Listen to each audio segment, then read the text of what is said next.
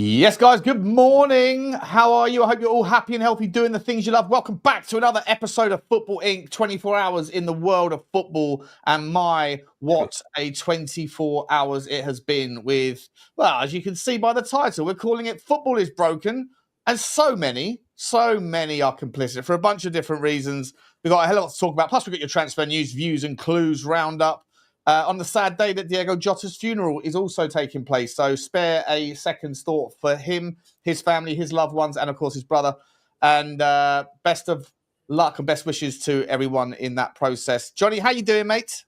I'm all okay. I'm okay.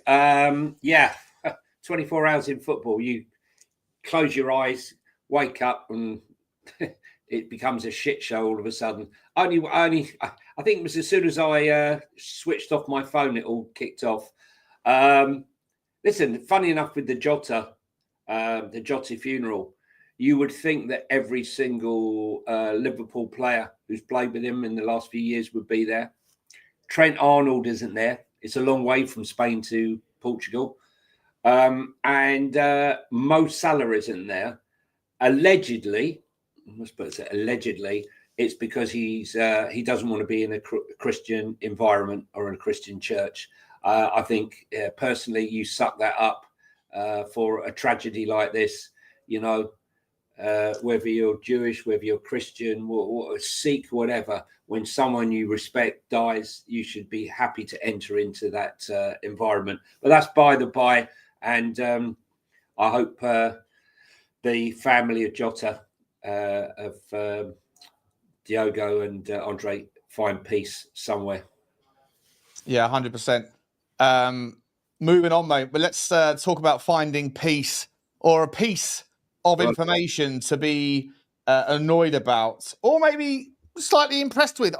Listen, the more I thought about this, the more I'm chewing it over. I still think the fundamental, we're talking, of course, about the UEFA fines for Chelsea, for Villa, for Barcelona.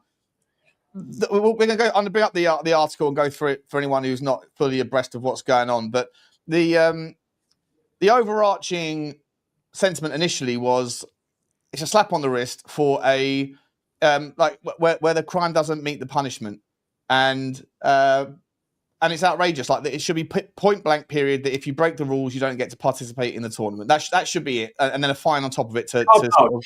That's it. End of story. You broke the rules. You can't compete, and you're fined on top of that.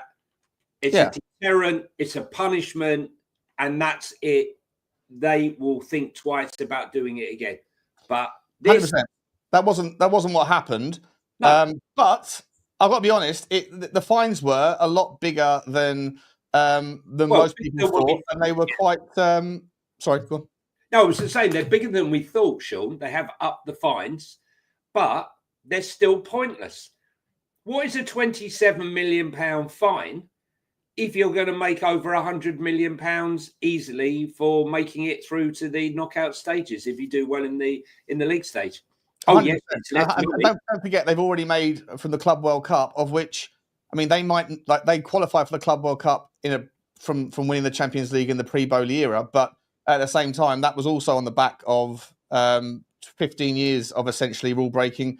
And they did qualify for the Club World Cup in the period in which Todd Bowley has already paid a fine for Roman Abramovich's previous mistakes that as soon as they took over, they came clean about. So again, if they go on to win the Club World Cup, they'll have made £150 million. It's nothing to them. It's absolutely nothing. But let's just get through the specifics so that everyone can understand exactly what is going on. I'll read through it real quickly for everyone. Chelsea, Aston Villa and Barcelona have been fined by UEFA for breaking financial rules. Chelsea have been hit with a £27 million fine, with a potential 60 million euros looming over the next 4 years if they fail to comply with regulations again. Now, this is the bit that's interesting, just quickly, because what it doesn't suggest here, what it doesn't say here, and I was asking Connor last night if he could make heads or tails of it, and he wasn't sure either, is whether or not, if they fail next year, do they get hit with further fines and further increased fines, or is this essentially that 60 million? Are they the fines that are baked in now for future breaches? And if so, is there no more fines coming? So, from what I gathered, that would be the baked in fine should they do it again. It's like a suspended sentence, Sean, right? That's the guaranteed crime. But again, they can cake that in. They can bake that in. Okay, £60 million. But don't worry, we'll make that back. But what it will enable us to do was to buy all the players. And as we've said so many times, Chelsea are consistently broke the rules. And then UEFA closed the door after the horses bolted. And what it should say is, if you do this again, you should be thrown out the competition and you will be fined the 62 million. That is a deterrent. This is not a deterrent. None of this is a deterrent. All it has done has brought in £36 million from two Premier League clubs into Infantini's coffers. That's all it's done. It's done nothing. Of which about 5% goes to grassroots football, and the other 95% goes to admin and structural costs, which is for another. It's just paying for the champagne in the boardroom meetings, probably. It's all cocktails, caviar, and oysters. Yeah, 100%. Listen, I don't want to be a deterrent to getting on with this story, but I completely forgot to say welcome into the chat, everybody. How rude of me. Please do smash the like button if you enjoy the content. Hit the subscribe if you haven't already. Hit the notification bell. Drop your comments thick and fast. Let us know where you're from and who you support. If you're new around here, we love getting to know you. And lastly, if you do enjoy the audio or podcast versions of this content, if YouTube's not always your thing and Spotify or Apple Pods are, then you can find the links for that in the description below. Let's carry on. I'm just going to add, sorry, Sean, sorry to interrupt you, right? What Tintin61 has said is what I've been saying. The French league at the moment, so far, every single season, PSG break the rule. And the only thing is the fine. They pay the fine, and it's tens of millions of pounds at times. And they don't care because they have the money. And also the French authorities don't have any money because there's no TV deal. So they're happy. It's a happy circuit. They get fined tens of millions of pounds. PSG pay the money. They use those tens of millions of pounds to survive while they don't have a TV deal. Another absolutely ridiculous, ludicrous system that's favouring one team in the French league. And here we have a situation here. What was the Barcelona fine? Sorry, Sean, do you know what the Barcelona fine was? So Villa have been fined a total of 11 million with a further 15 million pounds suspended. And Barcelona have been fined 15 million and are also at risk of further conditional penalties, although that hasn't been signed yet. Villa haven't actually signed the deal to settle, and neither have Barcelona, but Chelsea have. The interesting part there, forget about money for a second, because I think we can all agree. The interesting part, though, is that they may have difficulties or the inability to be able to actually register some of these players for the tournament. And given that the Premier League rules are so incredibly different to UEFA in what you can and can't account for in your FFP versus PSR accounting practices, it's very unlikely that Chelsea are going to be able to get their numbers correct absent some sort of monster wave of selling. Yeah. And what we were talking about last night with Connor was that it's actually probable that what Chelsea will do just to get themselves the right side, they need to essentially have a net transfer deficit, quite a significant one over the next couple of years, to be able to get themselves anywhere close to being able to do this, to not fall foul of the further breaches. Now, I take your point that the further breaches, the further punishments are irrelevant if they're going to continuously qualify for the tournament. Not get hit with the punishment in the Premier League because the rules in the Premier League allow for them to do what they're doing in terms of player swaps, in terms of the hotel sales, all of those things that they can do in the Premier League. They can't do it for UEFA accounting. But essentially, if you're always going to be able to qualify for the Champions League and then make your 100 million, get fined 30, it's just a ridiculous sort of sentiment. But Chelsea, if they continue to fall foul, will face further and further more severe punishments. Eventually, it will lead to an exclusion from the tournament or other sorts of things. But for me, like I say, the problem is the rules should just be very simple. So if you cheat to break the rules, you don't qualify, and the next team down does. Like that to me is the way it should be, right? And if that happened to result in a situation where Aston Villa finished 4th, Chelsea finished 5th, Manchester United finished 6th and Crystal Palace finished 7th, for example, then Palace should get into the tournament, and the 8th place should get the Europa League spot, and 9th place should get the Conference League spot. It shouldn't be. You should not in any way be incentivized to cheat, to pay a slap on the wrist fine to still get to participate in the tournament. The fact that rule is open is absolutely insane. But the trouble is, Sean, the time they close this loophole and they stop it all, Chelsea have already acquired 58 players, 20 wonder kids. Esteban Messi, who was played for Palmeiras last night, has got a cracking goal. He's another one. I think he's better than Endrick, who was meant to be number one. I think Esteban is better than him. But my point is they're just buying everyone. And by the time so what are you going to do? You're going to put a transfer embargo with them. They know it's probably coming. What we do is we'll just keep buying and buying players. You'll slap a 2-year ban on transfers on us, but it won't matter to us because we'll have 9 strikers, 14 wingers, God knows how many midfielders. And it's pathetic. It's exactly the same. It's exactly the same as the situation where Chelsea were buying everybody and loaning them all out they had 32 players out on loan. Mute your phone, mate. Mute your phone. Yeah, no, it's not mine. Hit the side button. Ding, ding, it's ding, not ding. Mine. Oh, fair enough. What I would say is... they had 32 players out on loan and they were cheating the system, but they did it for ages and ages. And then UEFA said, right, enough is enough. Right, we'll cut it. Then it went, you can only have 8, 7, now it's 6. But they're shutting the door after Chelsea have exploited it and nurtured all these players. And now we're doing the same thing here with selling the hotel, selling the women's team, selling the car park. And now we've got a potsy fine of 27 million, which doesn't do anything. It doesn't stop them doing it. All they say is, right, if you do it again within the next 3-4 years, you get fined £62 million. Well, the prize money in the Champions League is no doubt going to go up and up and up. So even if you get through that even with inflation, you're locking in inflation, aren't you? Yeah, locking in inflation, right? That will be nothing to them. You know what the crazy part about this whole thing is, mate, right? Is that Chelsea have got the biggest fine in UEFA's history for breaching UEFA rules for the second time. At the same time, the competition in which they qualify for the Champions League from, they have the highest PSR wiggle room of any club in the competition. How do you square that circle? It's insane. Mate, it's madness. They can carry on doing what they're doing and be fine in the Premier League because they're never going to get hit with a points deduction because the rules allow them to sell their PR department. Their under 21 team will be the next team that gets sold to themselves. Like they can keep doing this forever, guarantee themselves to be finishing as title contenders.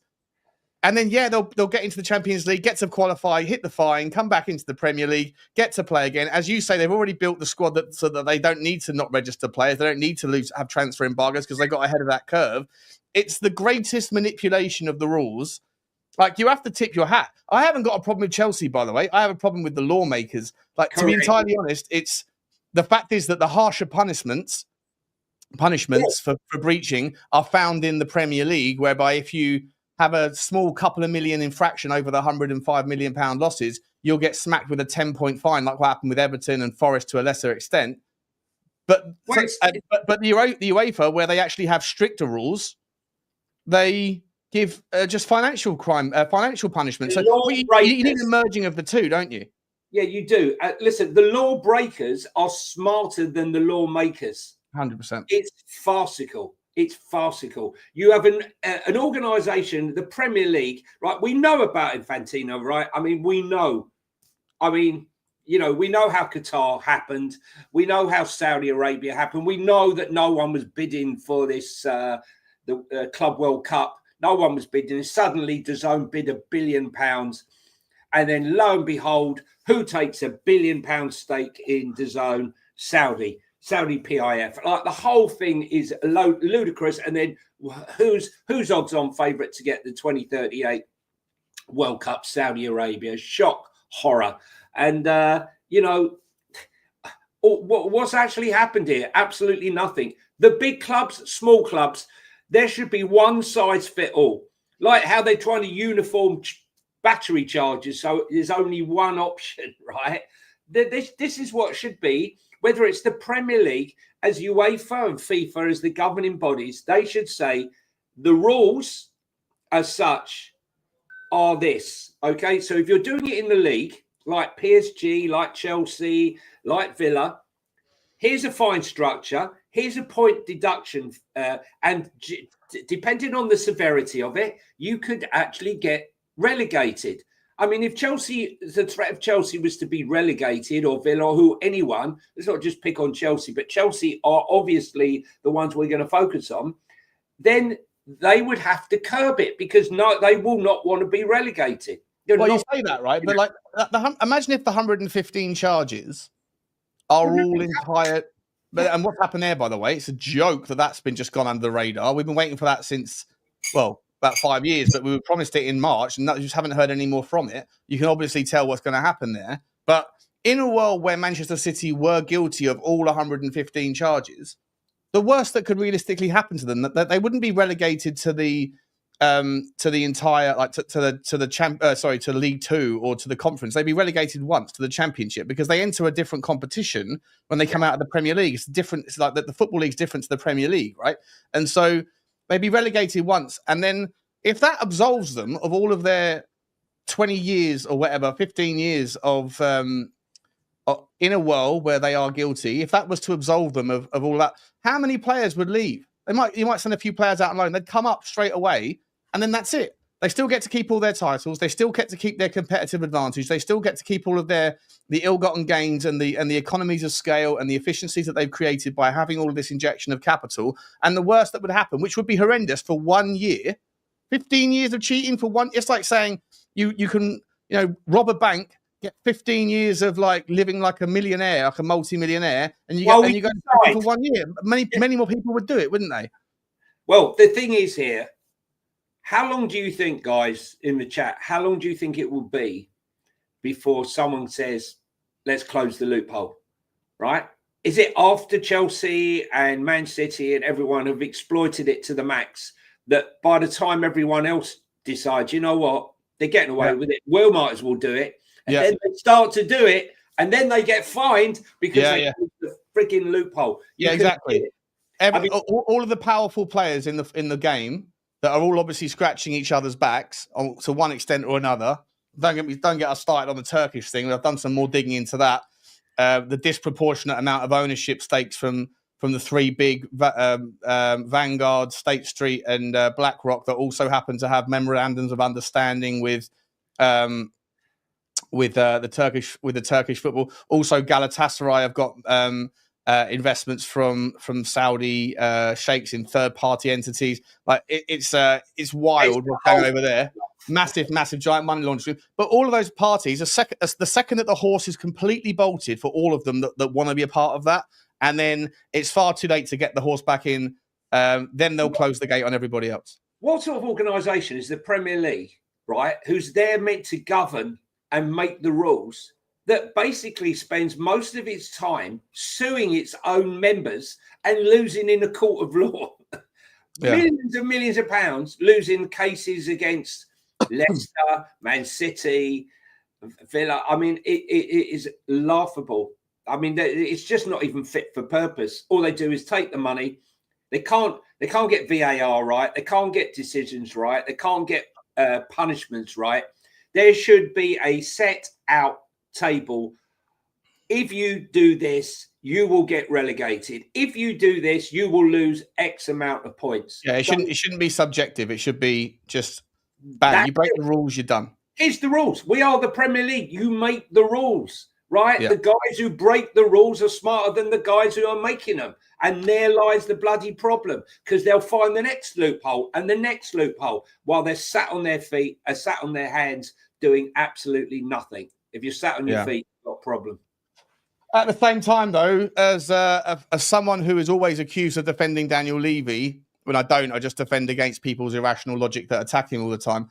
I would probably argue that if you can't beat them, join them is probably the only semantic that's left that makes sense. You know, if you want to be logically consistent, then you can't expect these loopholes to be closed, because there's no motivation from anybody to seemingly want to do it, especially even at the bottom end of the league. By the way, it's not just the top end of the league that find that find the rules restrictive or prohibitive or changing them, tightening them. People at the bottom end think that if they close the rules, it stops them ever having a chance of getting out of the jeopardy of relegation. So it's the top 3 or 4 teams that don't want any change, and the bottom 4 or 5 teams that don't want any change as well. And so when you have that conundrum, you're never going to get to the amount of votes that you need to make any rules that will ever change.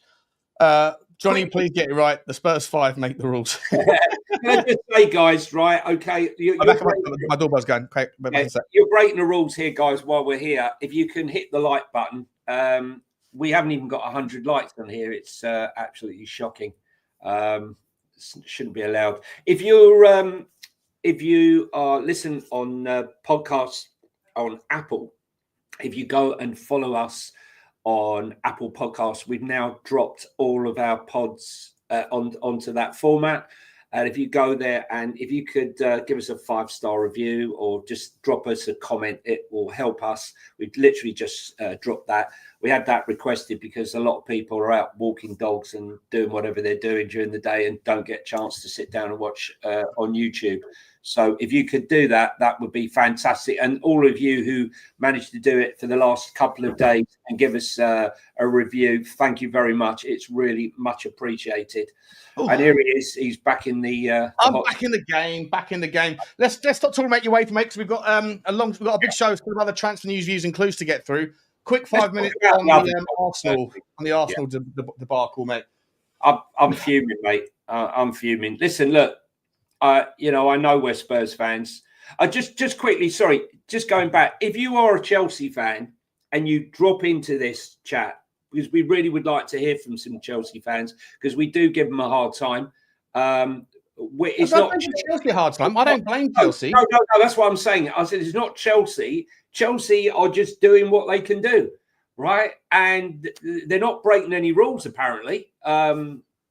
In the league. They've broken rules. They've broken rules at UEFA, but what I'm saying is we're not out. We're just trying to highlight the fact that Chelsea are the ones that are getting away with it. So if you do drop into the chat, drop us your thoughts on that, right? But listen, look, the big news, the big news.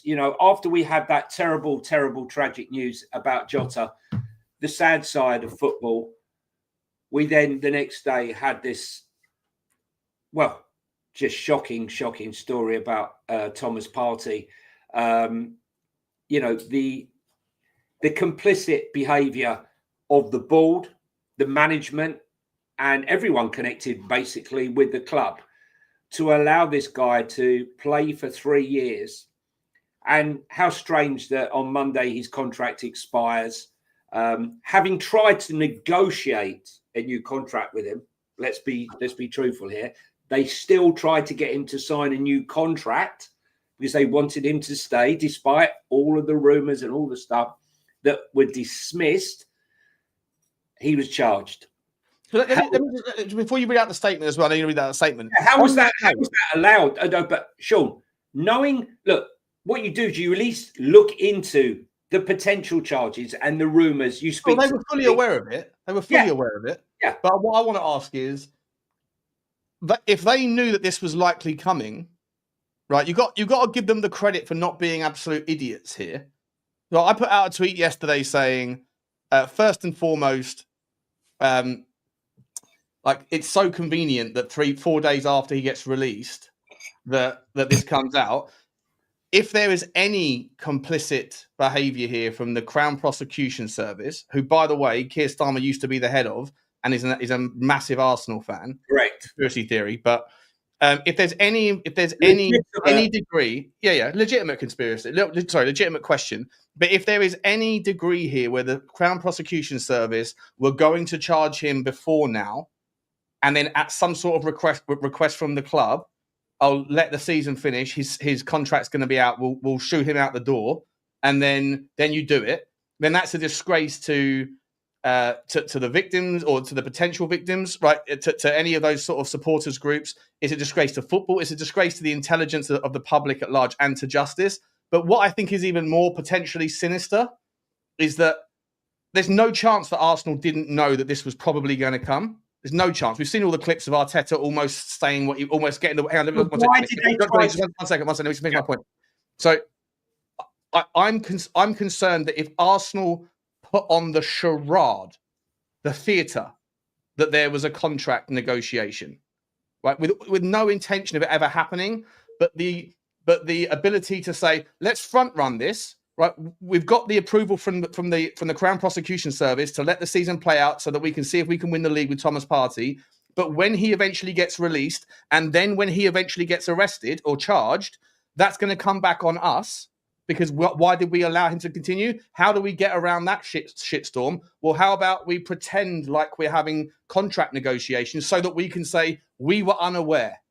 And if that's the case, you haven't got to be a donut. You haven't got to be a genius, sorry, to be able to see that Arsenal might be trying to play 4D chess. Right? There's no smoke without fire. There's no way they didn't know. There's no way they couldn't have contemplated the outcome. The timing is ridiculously suspicious. And so I think they can pull the wool over people's eyes by saying, we didn't know he was going to get charged. Look, the reality is we were trying to negotiate a new contract with him. Yeah. You were never going to sign a new contract because you knew what was coming. You just wanted to wait until the season was done for it to come out. Mate, look, there's so many things here. Look, they tried to sign him. I don't care. They got away with it for 3 frigging years, right? And they're still trying to get away with it again. They signed Norgard late when they realised that Partey wasn't going to sign, right? I mean, we how long have we been talking about it? Partey will end up going to Saudi where he can do whatever he wants to do or do whatever. Yeah. Look, listen, let's put it like this, right? Manchester United, right, came out with integrity, right, when they got rid of Greenwood. They lost fortunes on a player who was worth millions and millions of pounds, was one of the hottest upcoming talents, but they thought more about the thing that had occurred, the image of the club, and the long-term integrity of the club, and its reputation. And they harmed themselves, but they did what was right. This is 100% wrong. It's a disgrace, Sean. It's an absolute disgrace. They've got an Arsenal women's team. You've got there's people in there you have to protect, right? I don't care. This isn't one case or 2 cases or 3 cases. We're talking about 5 cases, 3 women, right? This isn't an isolated incident, right? And I've seen comments about, well, Spurs signed Basuma with all the things. No. Spurs didn't sign Basuma until they knew 100% he'd been cleared in court and there was going to be 100% no charge, right? That's when they went for it. But this Arsenal business. Oh, to be fair, we don't know the specifics of that interaction. We can assume, but we don't know these. Oh well, he was arrested, and he was. There was a whole case, and Spurs. He wasn't released until after he signed. So at the time he signed for us, he was still under suspicion. Yeah, but the thing was cleared anyway. We have to be consistent here, mate. We have to be like, I'm not coming at this from a Tottenham fan against Arsenal. I'm coming at this from a what's the right way to behave. And for what it's worth, just again to demonstrate that point, there is another example here. I was looking at this this article on The Athletic. So there's a few other clubs that have gone through similar things. The worst one of them all, Sunderland, were willing to continue playing the former England winger Adam Johnson after he was charged for having sexual activity with an underage girl, 15-year-old. Johnson remained a regular starter up until the weekend before the beginning of his trial, where he pleaded guilty. Sunderland only terminated Johnson's contract at that point. He was later sentenced to 6 years in prison. So, like, if what Arsenal did is outrageous, what Sunderland did is unforgivable. And I think that everyone forgot about that because it's Sunderland and they haven't got quite as big a draw. Look, let's be honest, right? This guy, could you imagine if Arsenal won a trophy or won the Champions League with a person like that? Greenwood wasn't even charged. It was an allegation by his then girlfriend, who he's then subsequently married, and they still dealt with it in a way. And look how he's been vilified, right? Arteta going on about what Partey's been through. He performing like this for the club after all he's been through. What about the fucking victims? What about what the victims ago? Where is your fault? Alleged victims. Alleged victims. Right. Victims. All 3 of them. Like, not one. Come on, dude. Come on. Innocent until proven guilty. Right. I know, whatever. I know we can all have our opinions, but we have to be we're on a content stream, so we have to be. Yeah, but I understand that. But listen, come on, Sean. Right. So basically, the thing that I found interesting was an Arsenal fan group have actually spoken out against their own club. I'll read it to you. Have you got it up on the screen? No, I'm going to get it up. It's Arsenal. What's the name of it? Arsenal. Oh, did you email it me? Did you? I emailed it you to. Okay, for everyone now. Hang on. Here we go. Listen, I know a lot of people feel differently about it, but I am actually angry about it because, you know... I'm not saying don't be angry. I'm just saying, like, in terms of, like, we are talking on a public forum, so we have to make sure we're using the right sort of terminology. Well, allegedly, but, you know, it's not allegedly that he's been charged, is it? No. Yeah. No, not at all. Let me get this up. Hang on. How do I do this? Add overlay. Yeah, almost. Hang on. Almost. Routing. Desktop. Here we go. No evidence is pretty harsh. 3 women, 4 have spoken. Come on. Right, here we go. So I'll read it. Arsenal supporters against sexual violence want to say clearly and unequivocally, we stand with the victims. We are devastated and ashamed that our beloved club has ignored, failed and silenced the survivors. Whilst the news today that Thomas Partey has been charged with 5 counts of and 1 count of sexual assault is a welcome acknowledgement of the survivors' experience. Arsenal supporters against sexual violence ask, how was this ever allowed to happen?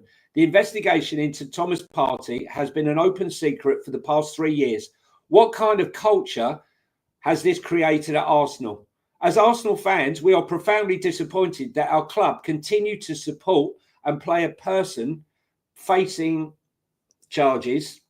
The club stated values of respect, responsibility, and how we can all play a role in creating a safer society have been completely betrayed.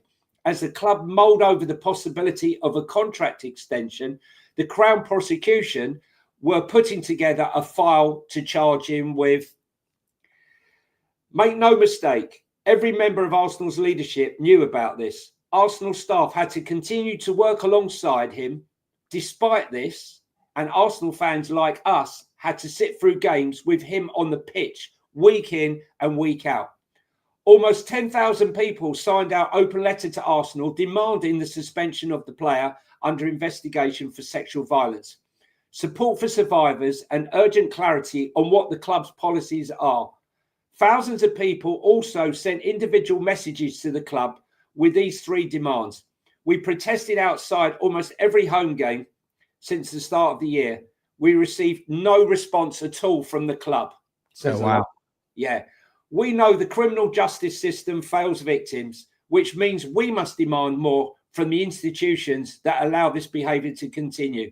As fans, our love for this club doesn't mean complicity nor silence. As Arsenal supporters against sexual violence, our demands have been simple and we continue to call upon Arsenal to act on them urgently. We ask that Arsenal provide a genuine promise to suspend any individual under investigation for such criminal offence, provide clear communication about the club's policies on sexual violence by players and staff under criminal investigation, and finally, offer tangible support for the victims and their families. This news means that we have one more demand. Arsenal need to commit to making sure this never, ever happens again, and we will continue to campaign to hold the club that we love accountable. This was never just about one player. I think that's quite damning, basically. It is, but at the same time, I don't know, like, the sort of semantics of the word victim. Like, are you only a victim of something if you have been found, if the perpetrator that you are alleged has been found guilty of a crime at this stage, or are you just a victim because you feel like you're a victim? I don't necessarily know, and it's worth pointing out. I'm not in any way defending any specifics here. Certainly not. I don't know anything about the case necessarily apart from what you've read, but like, it's not unheard of as well for men to be falsely accused, right? Of those, yeah, like Mendy. Well, there's many 18-year-old lads walking around have their reputations in tatters because, you know, a girl like regretted something she did the night before and then didn't want the shame or whatever. Right? Dismissed it out of hand. I'm not. Yeah. Of course, I'm not. I'm not dismissing anything. I'm just saying. I think someone says here, let the guy have his day in court, and I agree. But in terms of 100%, like the truth will hopefully come out. But in terms of Arsenal, the right way of doing it should have been suspension on full pay, because Mendy was suspended without pay and then sued the club and won because he was not guilty, and he got his money back. Right, he got his earnings back. But so suspension with full pay, I think, should be the right way to go about these things. But like I say, for me, I think that when you see the clips of Arsenal, of Arteta almost like slipping things out, what he's been through and with his injuries, like there's all these different things there. It doesn't look good from Arsenal's, from the way that the Arsenal handled it. I think a lot of Arsenal fans are rightly saying on Twitter it's a dark day for their club.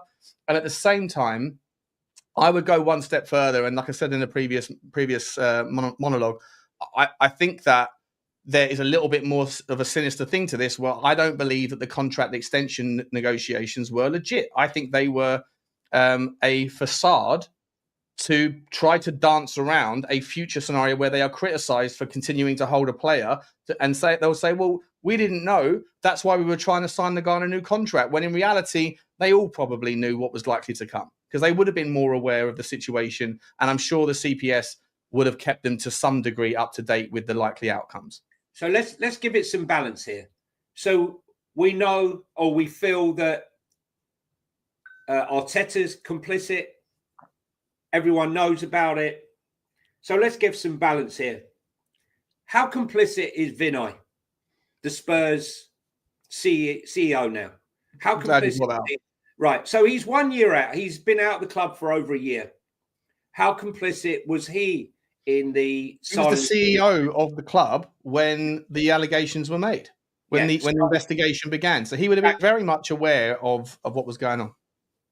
So, we're Spurs fans, and what's good for the goose is good for the gander. Whilst we're asking questions about that, we have to ask questions about our new CEO. What was his involvement? Did he leave Arsenal? The question will be, did he leave Arsenal because he didn't agree with what's going on? And that's why he's taken a year out or what have you. There was a reason. We've never found the true reason as to why he's left. Possibly, maybe he was outvoted by the board on that. Yeah, possibly. Maybe. There's a possibility. There have to be questions that have to be asked, mate. There has to be questions that have to be asked. I mean, look, Edu left. Vinny left. We don't know the ins and outs. We know Edu was offered a job, but why was he suddenly leaving Arsenal to go to Nottingham Forest?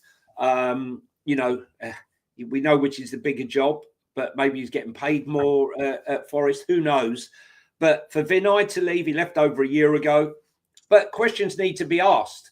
And I think we might need a statement. The fact that there's absolute radio silence from Arsenal shows how basically disrespectful they are to everybody, to their own fans, to what's going on. Obviously, you're innocent to be proved until proved guilty. We understand that. But you can't just, you can't just carry on like nothing's happened.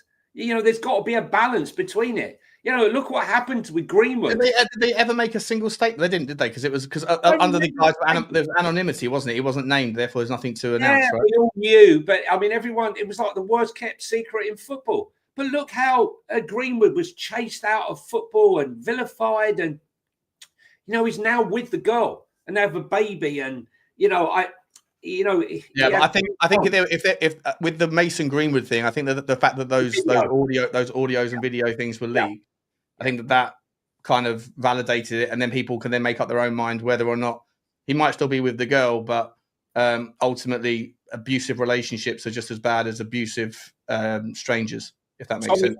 Tommy G says Vinay left because of exactly that. Well, we don't know, but if you know something we don't know,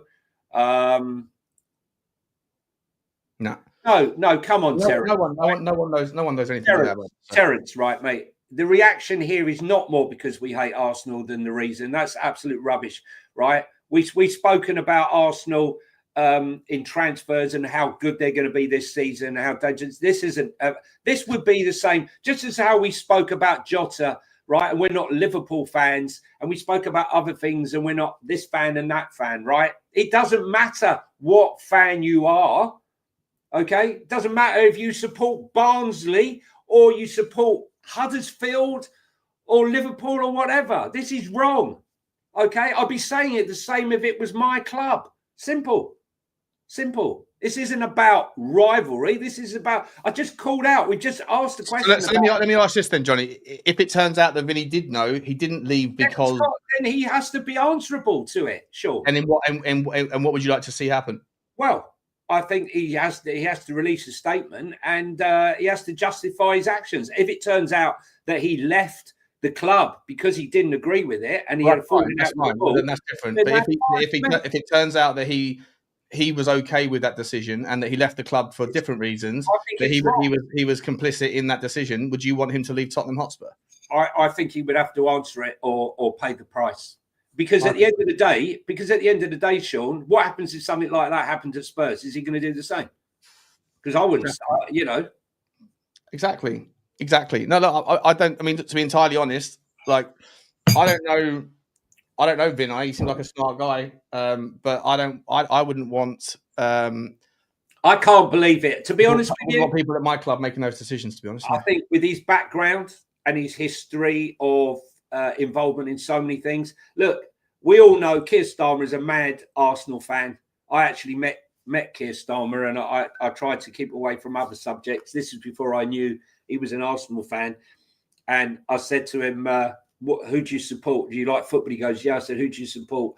And he said, Arsenal. I said, just when I thought it couldn't get any worse. And he actually laughed.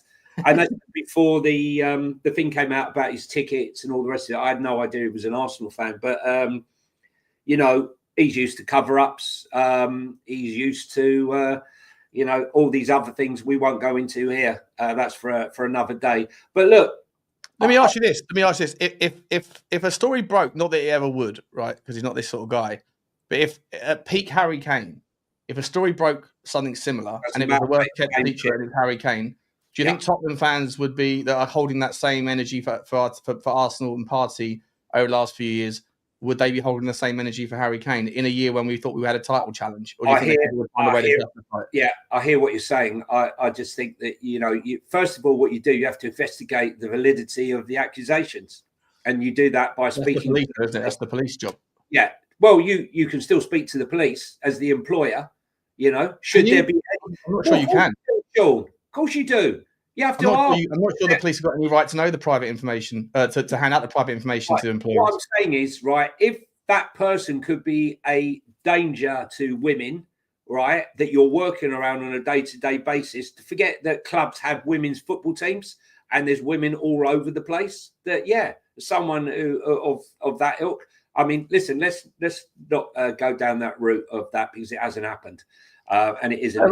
I just think it's a moral sort of hazard, right? Like Tottenham fans don't, for the most part, have always sort of stood on principles saying we don't want, for want of a better phrase here. And again, this is a non-woke topic, a non-woke channel. So if you don't like it, then it maybe not for you. But I'm going to say it anyway. For a long time, Tottenham fans didn't want money launderers or sports washers or whatever owning our club, and all of a sudden the rules have changed. Like the paradigm has shifted in football ownership. The rules don't mean anything anymore in the Premier League, at least. And so now everybody that was once upon a time, I don't want those guys in our club. Now they see everyone else getting the benefits of it. They'll tolerate it, myself included. By the way, I'm someone that used to be like I want to do it organically, but now I realise that organically is basically guaranteed failure in the grand scheme of things.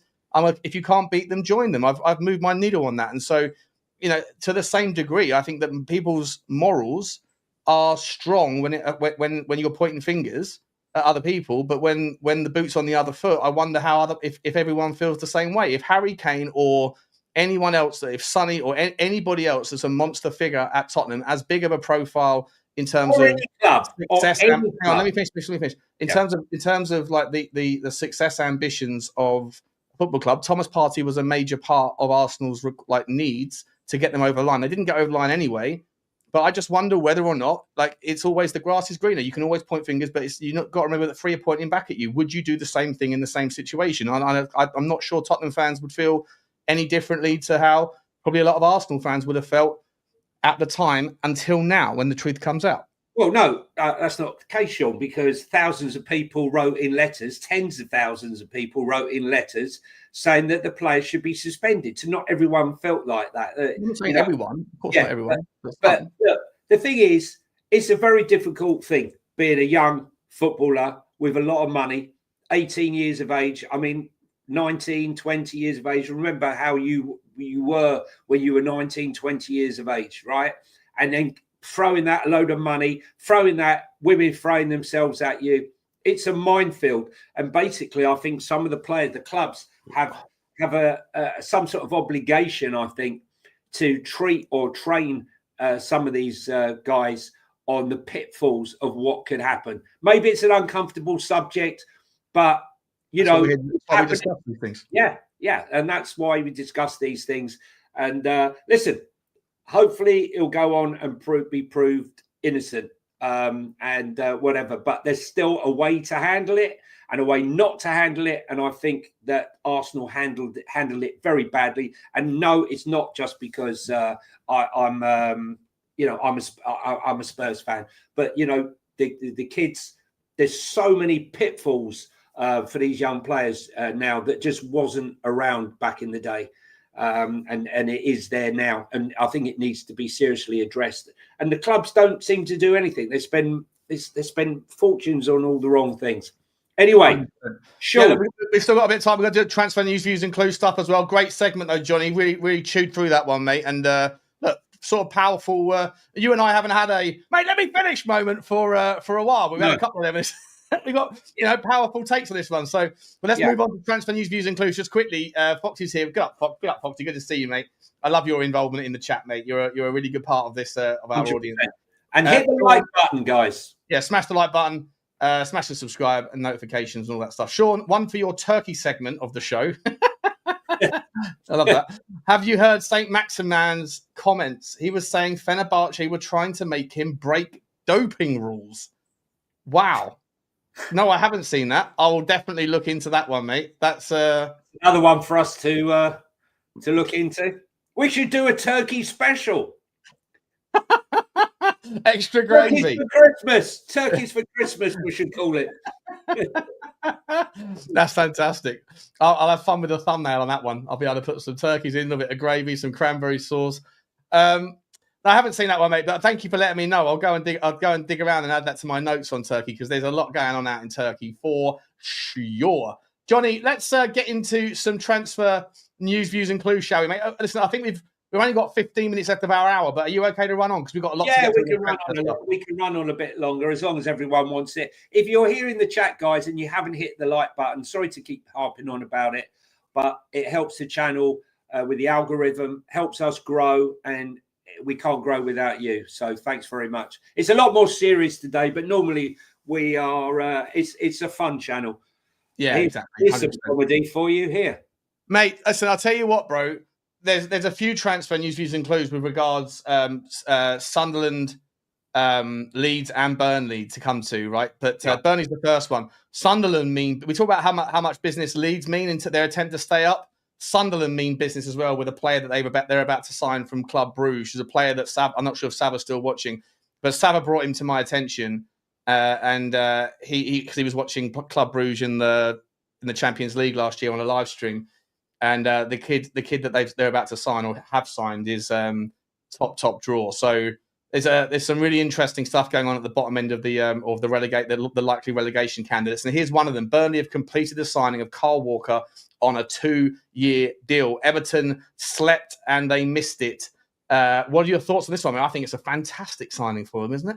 Yeah, well, listen, Scotty Parker, he had a fantastic defensive record last year with Burnley. It was like ridiculous. I think they broke the championship record for the amount of clean sheets in a season. And he's looking to maintain that. And I think it's very good. He's also got some bonuses in there. I think if he plays over 70% of the games in the season and they stay up, he earns £5 million. And it's on a sliding scale and a 2-year contract, which I think a lot of clubs were only offering in one. So I think it suits all parties. And he won't have far to move, will he, from Burnley to Manchester? No, it's nice for him, yes. Yeah, just up the road. So I think that's a great deal. it's interesting to see. Burnley have been addressing their midfield. Oh, hello. Celebration going on in the background. Don't know what happened there. But Burnley have been addressing their defensive issues. It's strengthening them. They wasn't an issue, but they're strengthening them. Leeds have definitely gone for defence. They've signed 2 centre-back, one from Udinese and one from Wolfsburg. So I think, unlike the clubs that went up last year, who seem to be focusing on attack, Ipswich with Amari Hutchinson, Delap and Schmolitz and all those, the clubs coming up now are trying to get their defence more solid. Because let's be honest, if you can have a good defensive low block, you're going to get results out of games. And, I don't think we, as football supporters, want to see another season where 3 clubs are more or less, we know they're relegated months and months away from the end of the season. Well, no one wants to see that. And I hope that, we said we will question whether or not these 3 coming up will make a valiant attempt to stay up this season. And we said at the beginning, before the transfer window opened, that we thought that Leeds would be the one. But it seems now that, Burnley and Sunderland are trying to do that. Interesting, though, that no one has managed to pry away Trafford yet from Burnley. They're trying. Newcastle are trying. Newcastle are getting it done, aren't they? Yeah. They're about to close it. What's really interesting? Pivot right now to a goalkeeper. We'll come back to Sunderland. Great story for Burnley, though. They should be absolutely over them. I would have taken Kyle Walker back as a rotation if he wanted to come back to Tottenham, but wasn't to be. Here's a story for you, mate. In the realms of goalkeepers, Inter are expected to make an offer for ex-Barcelona player Marc-Andre ter Stegen in the coming days. They've already made preliminary contact with Barcelona. Now, we know ter Stegen's pissed off with Barcelona about contracts and pay and all these sorts of things. But obviously, Inter have got Jan Sommer, who's one of the best goalkeepers in the game. And, of course, you know where Jan Sommer's been linked with, don't we? Galatasaray. So the merry-go-round carries on. Apparently, Jan Sommer's wage demands have made Galatasaray kind of bulk a little bit.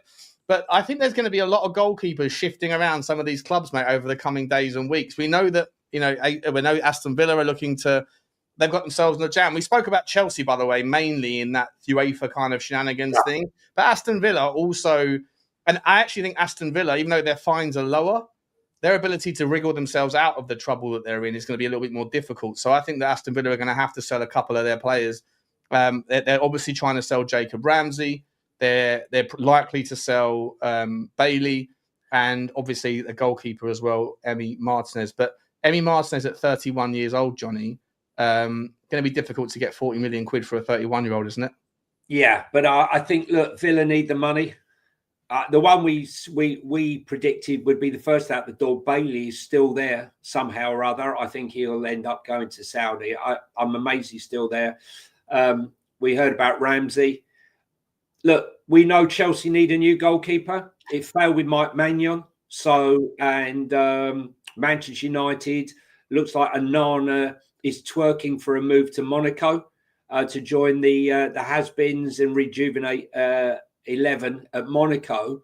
So if Martinez was to go anywhere, maybe the way the land's lying at the moment, Chelsea would get the jump on Man United. Do you think, I don't know, can Chelsea possibly spend, well, they can for the Premier League, but I'm not sure, they have to get their numbers down within the next year, right? And so the only way they'll be able to do that, they have to sell a lot of players to get their numbers right, mate. They've got like a massive surplus deficit in their transfer spend, and they need to swing that back quite violently in the next year. Now, I know they've got a lot of kids that they can sell and a lot of players, because one of the tactics here that Chelsea could employ is it's about amortized transfer spend, not transfer spend. So if they bought someone for £50 million 2 years ago and they sell someone for £50 million today, technically, on a 5-year contract, that's 40% of that money, 12.5 million quid or whatever. 20 million pound that will be in their kind of amortized spend profit just because they've amortized that player down over the last 2 years. So we're doing this last night with Connor, looking through the Chelsea team and wondering who they can sell. But I'm not sure Chelsea really, if they want to be able to. I mean, I don't know. Like, I mean, it's difficult. It's so difficult to figure out what their ambitions are.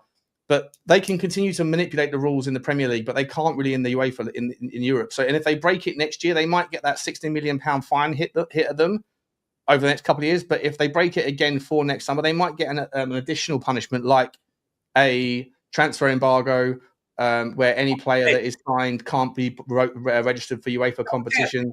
They don't care. They don't care because they would have had by then. They would have had the players. I mean, but if they're going to buy a goalkeeper like Emi Martinez, then are you going to keep a second goalkeeper happy if he's only playing in the Champions League because the Emi Martinez can't play in the can't play in the Europa League because of a transfer embargo? Well, I think what they're doing is they're doing all the business now, like I said, and they're not going to be able to do that. It's after the horse is bolted. Get everything in, get everyone in. Look, Estavo Messi,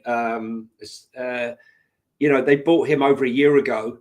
I knew that him and Hendrick were the top two. There was some doubt for me now. I think Estavo's better than Hendrick. But my point here is they bought him for bugger all. And he's going to go into that team. And, they're talking about the best player in Brazil since Neymar.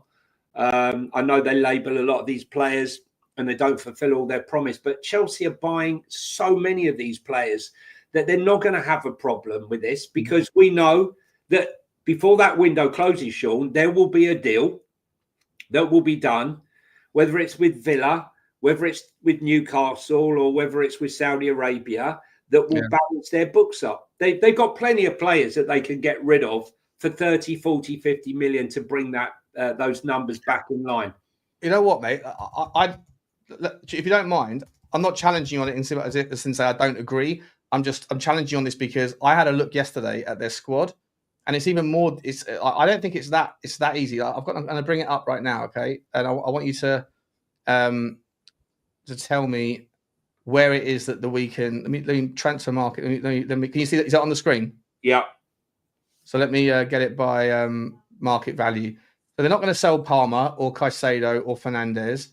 Very much doubt they'll sell Levi Colwill. Neto's not going. Pedro's just arrived. Jackson. Yeah, Jackson. Really? Who's going to buy Nicholas Jackson? Well, no, they'll try and sell Jackson, Noni Madueke. They'll sell... do you think he's sellable? And if so, I think he would have so many takers for him. I think but they've got other defensive midfielders in their youth purchasing, like you said.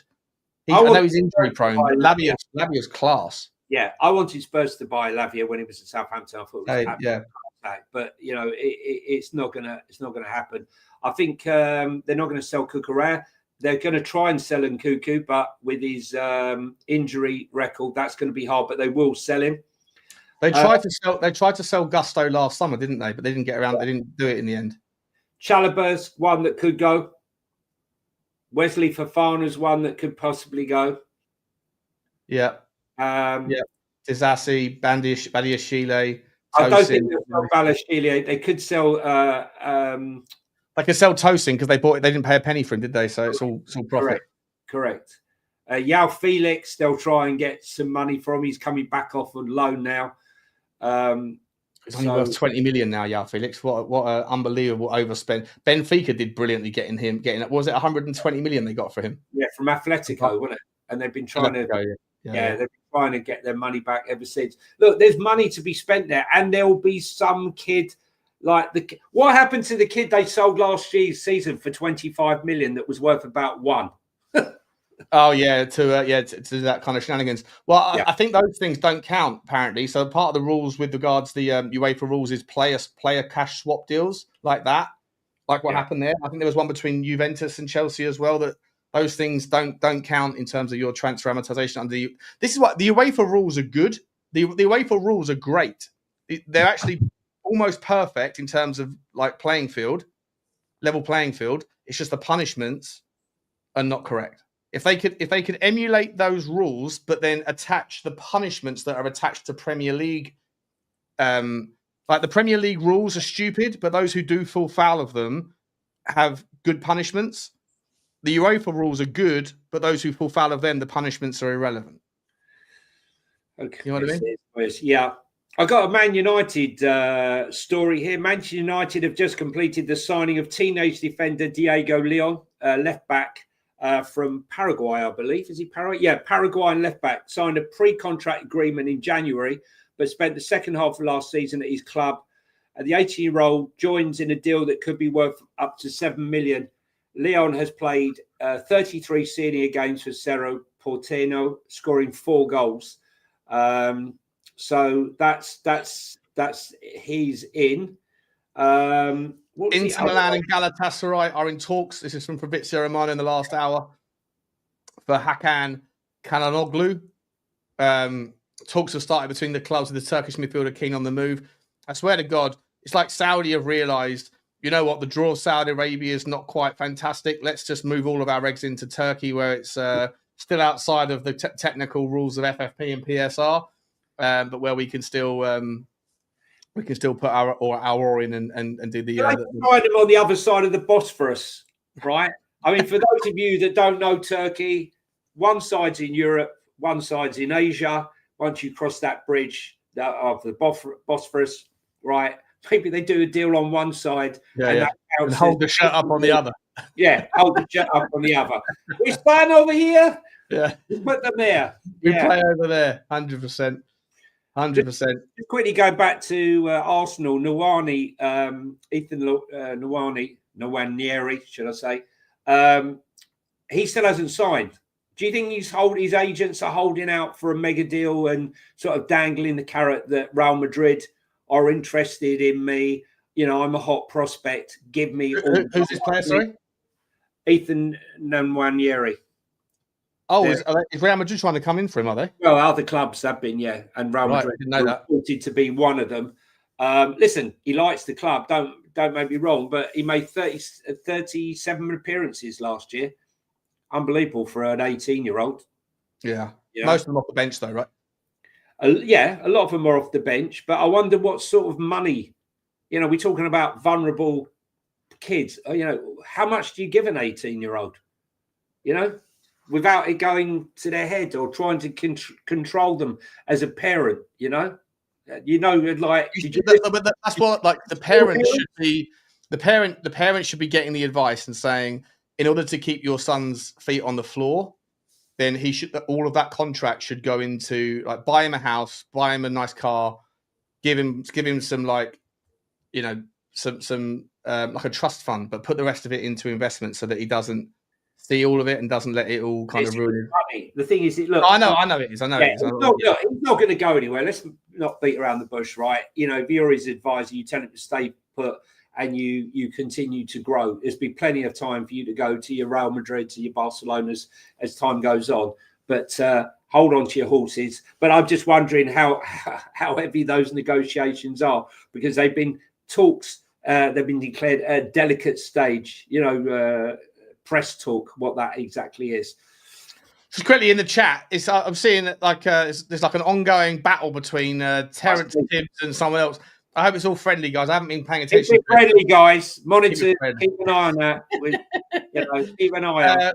Ruben Amorim wanted Marcus Rashford, Jadon Sancho, Garnacho, and Anthony all sold before Manchester United's pre-season started. Well, Ruben, you have about 48 hours before that that ship has sailed.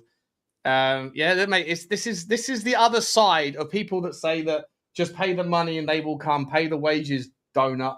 You know, Tottenham fans are guilty of having that mindset. This is the other side of that argument, isn't it? Look at the problems that it can create. 100%. You just got. I mean, now they're going to have an enclosure for. Let's work it out. You know, Garnacho, Anthony, Rashford. I mean, how much is all that worth? Plus, they probably, you know, Højlund. He'd like to get rid of. Casemiro he'd like to get rid of, probably Kobe Mainoo, but they're going to at least train with the squad, but they're open to offers from him. They're going to look, I think Rashford, if Man United could come to a deal, Hansi Flick would definitely take Marcus Rashford at Bayern Munich. At Barcelona now that Nico Williams is going to stay on a 10-year. We're never going to sign you again, ever, Nico. Ever. We're done. That ship has sailed, bro. We tried to buy you for £65 million that we didn't have. Why are you upset? Oh dear, the life of Barcelona. It should be a book. Sunderland. This is the story I was telling you about. The Club Brugge signing that Sunderland have done. They've reached agreement with Club Brugge to sign Shamsdeen Taubi, mate. This guy is such an exciting. Did we not look at Taubi? No, it's not Taubi. It's Taubi. We haven't looked at Taubi. He's a forward that plays for Club Brugge. A little guy, really small, but he's feisty. Gets stuck in, and he scored a couple of goals against. I'm sure Foxy will be able to let me know. Remind me in the comments. He scored a couple of goals in the Champions League, and he was like a real live wire when he came. Whenever we've watched him, Savra and I since, he's been really, really impressive. And Club Brugge is like a little wonderful pool of talent. Club Brugge have down there. Who was supplying him?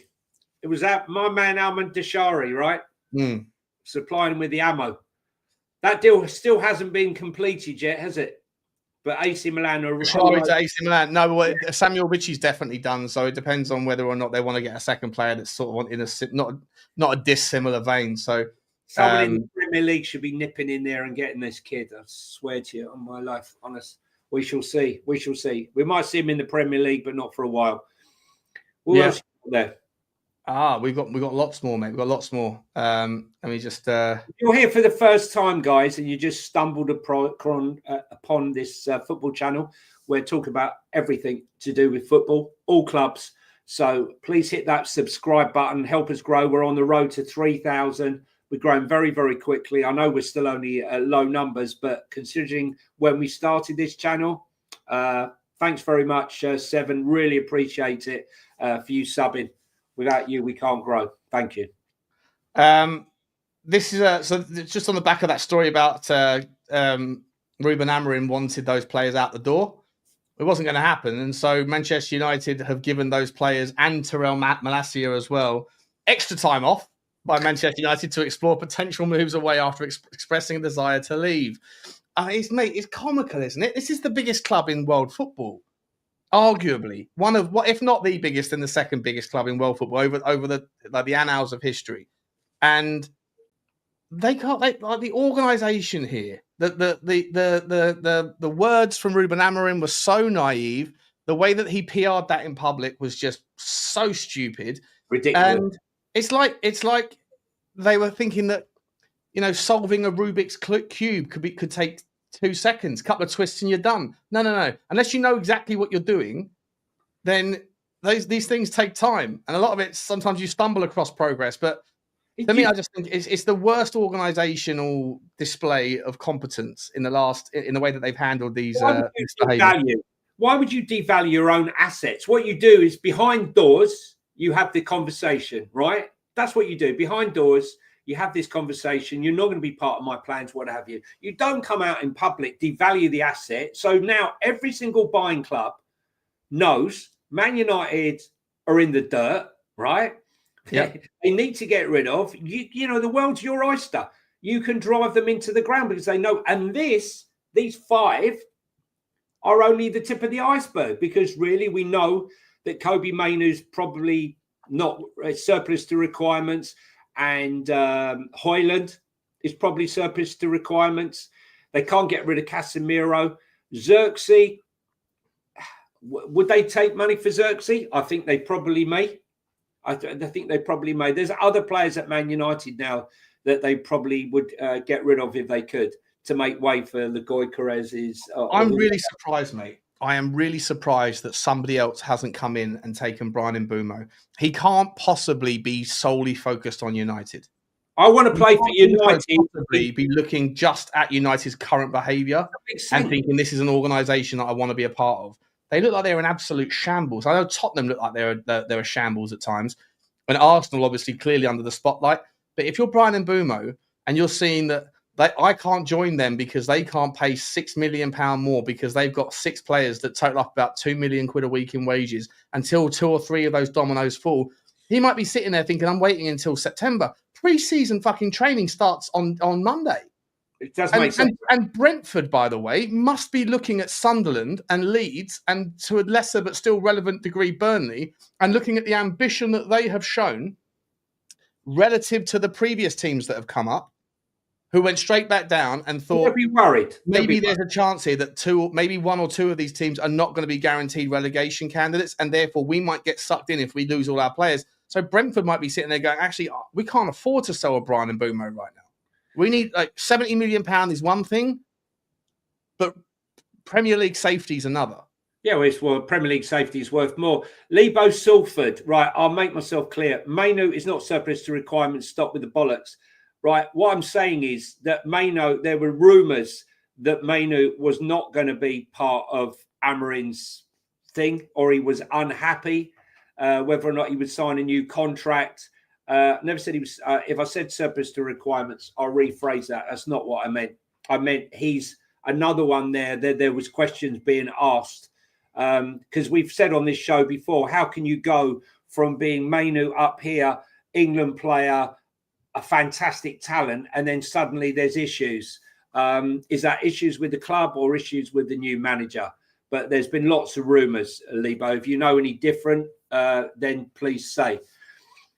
Yeah, look, we're happy to. Like, we don't know the ins and outs of your clubs like you guys do. If you're Monster fans or anything, so we're just going with what's in the news. So if you guys know inside track stuff, then let us know for sure. Yeah, 100%. That's why we have to have you in here. That's exactly what I want you guys in here. 100%. Newcastle have made Giorgio Scalvini their top defensive target. This has now been, we sort of spoke about this yesterday, mate. Yeah. But it's now been validated by the Times, who don't really get involved in the clickbait stuff. They'd rather like almost like a parody, Romano type thing, Ornstein. They're not after the everything. They're after being right. And so Scalvini for me, mate. If Newcastle get James Trafford, Scalvini and/or Antonio Silva, and they go and get Anthony Elanga, who I know I've said that I'm not sure of the fit, but he's still a fantastic player. Newcastle United have added a hell of a lot of depth to their squad. And they are now, like, that to me is quite concerning as a Tottenham fan, because Newcastle United have got a wonderful first 11. Their depth falls away pretty quickly. If they go and get those guys in, and they don't have to sell some of that centre-backs quality that they have that's a little bit aging, they've now thrown in some fresh younger legs in there to keep themselves going. And they've got a little bit of tactical diversity. If they want, if Newcastle wanted to sit in and do a little bit more dogged work, imagine when, Eddie Howe's the king of shithousery, right? Like the way he wastes time when they're 1-0 up. The way 100%. When they're tucked in 1-0 up away at Nottingham Forest, and then you have Anthony Elanga on the break to go and steal a second goal when they win the ball back in transition, just pop it up the field towards Elanga against a team like Chelsea or Tottenham or whoever that are throwing a lot of men forward. That's a really good option for Newcastle United in that situation, isn't it? Yeah, 100%. And listen, I think Scalvini at 30 million could be one of the best defensive buys of the season. I really do. Sure. Just going back, Lebo Salford, right? Just to make clear, right? I'm a fan of Kobbie Mainoo. I was trying to understand how you could be lauded to such a high degree, and then suddenly, well, you say it's about fans, but this was also lots of conversation in the press about Kobbie Mainoo and his contracts and the problems, whether he was happy at the club. And it just did not make sense between his performance and what was coming out of the club. So, we aren't, it doesn't matter what club you support. Quite often you have the rumours, then you have the facts, and somewhere in the middle lies the truth. Also, like most of the stuff that we're talking about, we're not referencing fan channels' opinions. We're referencing things that have been in the aggregators at worst, but the press and journalism, right? So, like I say, we don't have enough time on our hands, mate, to be able to be watching every fan channel and their opinions. But take your point there, mate. Take your point. 100%. A lot of I'm flicking through here, mate. A lot of stuff around the Diogo Jota. Do you know there was a player, Ruben Neves, who played in the Club World Cup yesterday? Yeah, because he's best friend with Jota. As soon as the game finished, he didn't even do the warm down. As soon as the game finished, he went and got showered, got changed, jumped on a plane, and got over to the funeral and carried the coffin. Yeah. And then you have other players that can't even be bothered to go. Well, exactly. I mean, hold your head in shame. Trent Arnold, based in Spain, couldn't get to Portugal. With him for 5 years. The same with Mohamed Salah. I know you're a Muslim, but come on, you can go to a church for a part in this tragic event, allegedly. Look, ours isn't art to ask. You get asked for the reason, but we ask why. And you know, when it's a standout situation, when only 2 Liverpool players didn't turn up, we have to ask why. It's terrible. There's definitely some. Trent didn't go, Lebo. Yeah, and nor did Salah. Salah's excuse, allegedly, was that he did not want to go because it was a Christian place of worship. You know, I don't care what religion you are. There is no religion surrounding death is death, no matter what religion. Exactly. He could have been outside the fucking church, couldn't he? If it's true that he didn't go for those reasons, and again, speculation, we don't know. But if that is the truth that's been out and reported widely, and even if your faith prohibits you from going into the church of worship, the worship place, you can be outside as a sign of respect. To not go at all is right. You can lay a wreath. You can lay a wreath. You can lay flowers. You can pay your respects. You know, it's an absolute tragic thing. I mean, you know, that's the one thing about football that sometimes happens through tragedy. Fans unite, and then the contrast of that is something like the Thomas Partey. It divides opinion. You know, from one day we're united in grief as a football community, and then the next day we're divided by the Thomas Partey incident. That's football for you. Worrying comment here from Maresca, if you're a Tottenham fan. Enzo Maresca on Mohamed Kudus and Chelsea. He's a West Ham player, so I can't say nothing. The only thing I say is I know Kudus since Ajax. Yeah. If you weren't interested, you'd say, love the player, not where we're going to go. Correct. Just like he said, Noni is 100% part of our football this season. As soon as he said that, you knew. You know that's not the case. Yeah. 100%. A couple more stories for us, mate, and then I guess we can round it off for the afternoon. Johan Bonney, that cracking player, has joined Inter officially from Parma on a permanent deal. Obviously, that raises questions around what Inter are going to do with their squad.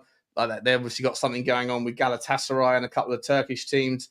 And funnily enough, Inter are one of the teams that has a standard deviation away from the direct ownership.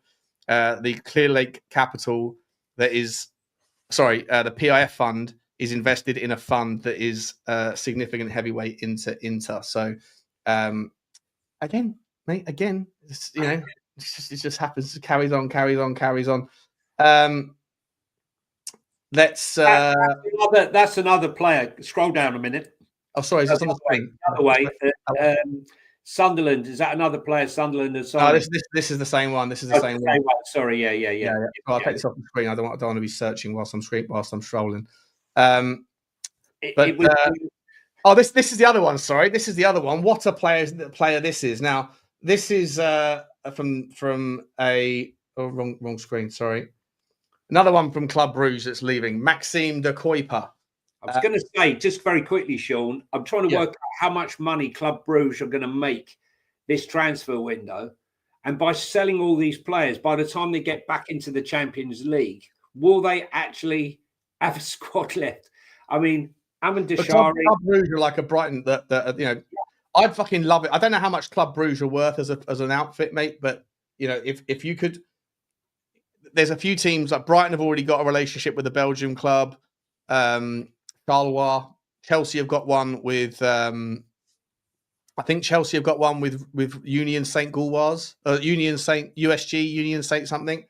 I think it's Chelsea have got that, or maybe Brighton have got a relationship with USG. I forget, But if Tottenham could go and get a Belgian teammate, there's so much talent that comes out of Belgium, and Club Brugge is like the Ajax of the Dutch, of the Belgium league, where a lot of the youth team, a lot of the best youth players that emerge want to go and be a part of Club Brugge's academy, and they just got this conveyor belt of talent. So I'd like Brighton doing what Brighton do, right? Left back Maxime de Kuyper is a fantastic player, mate. Whenever I've seen him in the Champions League, I think he's top draw.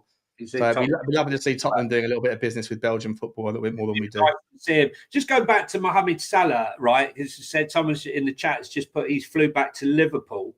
That's great, but he could have flown to Portugal.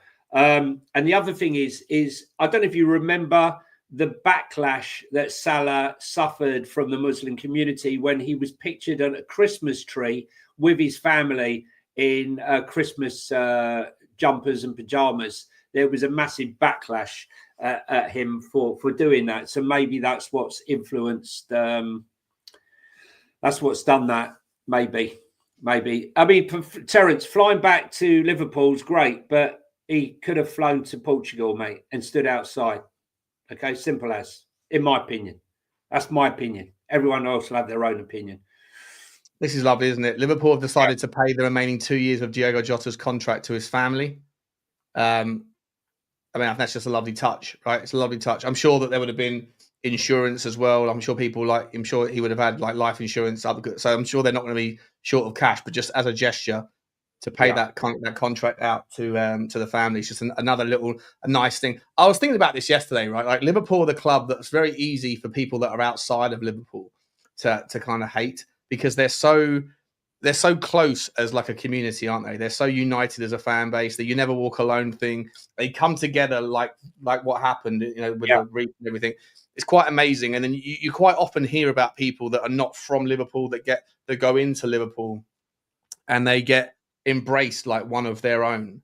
As much as I can't stand Liverpool as a competitor, right? But I have absolute admiration for the way that their fans, the way that the club comes together and I know that obviously that they've had a lot of that history where they present themselves in a certain light and think that they're victims and things, and maybe they are to some extent, maybe they're not, depends on how you view it. But the way that they embrace people from outside the club as they come in, it would probably be quite a thing to experience if you were from somewhere else and then you join them as a football club, and then you just get like engulfed with love and support from the moment that you get there to the moment that you leave. It's quite incredible, I think, at times.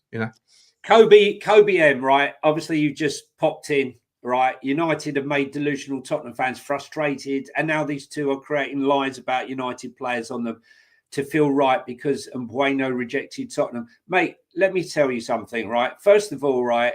What did you say about Kobe Mainu, by the way? All I said was I'm a fan of Kobe Mainu, right, mate? Just for FYI, Kobe, right? I feel that you might be a fan of him, considering your name is Kobe M.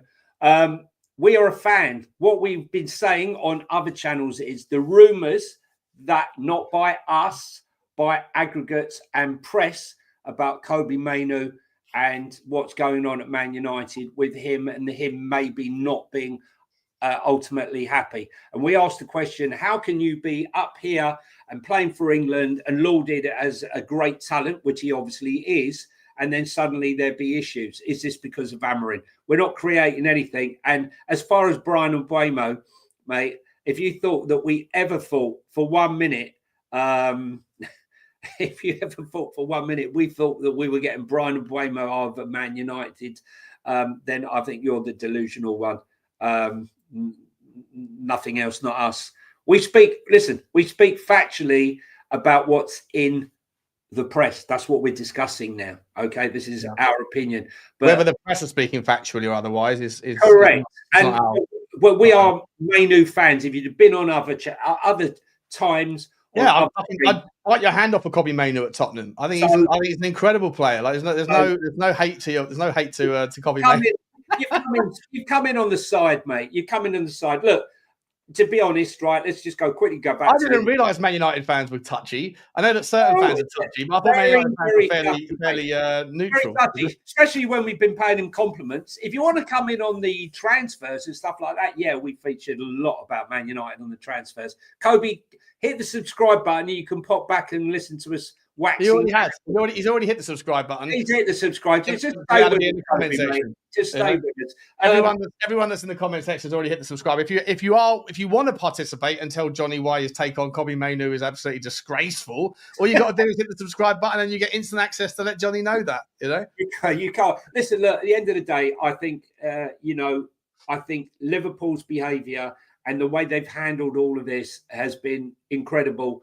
How the football community has handled itself has been incredible, and then the contrast is how poorly Arsenal have handled the Thomas Partey incident. And I think they should look at themselves and hang their head in shame and look across to how Liverpool have handled everything with class, retiring that number 20 shirt, and paying up the contract. And I think they were doing something else for the family as well, which is fantastic. I didn't know, Terence, if that's true as well. Then Alisson not being there as well is disappointing as well. He's dropped the ball there, isn't he, Alisson? Yeah, very good. Yeah, it's not prejudicing anybody because of a certain thing. It's just if you can't find the time to go and pay your last respects to someone who's been a teammate for a long time, then it's good point, Lebo. What's more important than saying goodbye? Yeah, hug someone that you love, because you never know. The last time that you hugged them might be the last time that you hugged them. What did you say?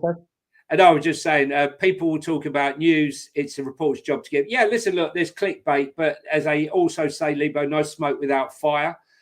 Cynical Adam Phillip, would they? Very cynical, Adam. Would they have retired the shirt if it was 1-11? Someone retired. Didn't Barcelona retire the 10 shirt after Messi left? Am I wrong about that? Did Barcelona retire the number 10? Bryce. Not today, Bryce, but I might watch the final. Question for Jonny. Have you watched any ladies who are attracted to the same gender play tennis today? Yes. Did Barcelona retire the 10 shirt after Messi left? Oh, Adam, retired the Letitia shirt, maybe. Anyway, I'm not sure if there's much more to go through, guys. Let me just quickly have a look. Jamie Gittins was on the pitch for Chelsea last night. Not really a story. And Pedro played, didn't he? Pedro played for them last week, made his debut. Arsenal have inquired about the potential signing of Noni for 40 million. Chelsea value him at 50. We know that story is already. Arsenal boss Mikel Arteta has set a deadline of less than 2 weeks for the club to agree a deal for Gyökeres, with RB Leipzig's Benjamin Sesko and Villa's Ollie Watkins alternative options. We'll finish on that story, mate. Is Arteta setting a 2-week deadline? Is that his way or the club's way of saying no more of this Van der Ass, no more of his shenanigans, put up or shut up? But at the same time, if Van der Ass goes, okay, well, you've got to, if by your own logic, then you've got 2 weeks to pay us what we've asked for, which is X amount of millions. And if Arsenal don't pay it, then are Arsenal fans, I think Arsenal fans universally want Gyökeres. Not universally, but I think like 95% of Arsenal fans want Gyökeres. Probably like 40% of Arsenal fans of the ones who would sign Gyökeres will be okay with Sesko, but he's not first choice. What percentage of Arsenal fans do you think will be happy if Ollie Watkins walks through the door as their number 9 next season? 10%. And should they be unhappy? He's a great player.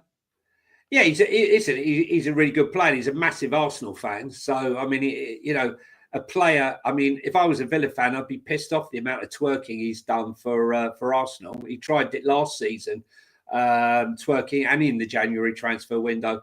But look, I think there's a massive drop-off. Gyökeres, was he 27 now? I think he's 27. Sesko's 22. lot younger. Look, we know that there's a debate where Arteta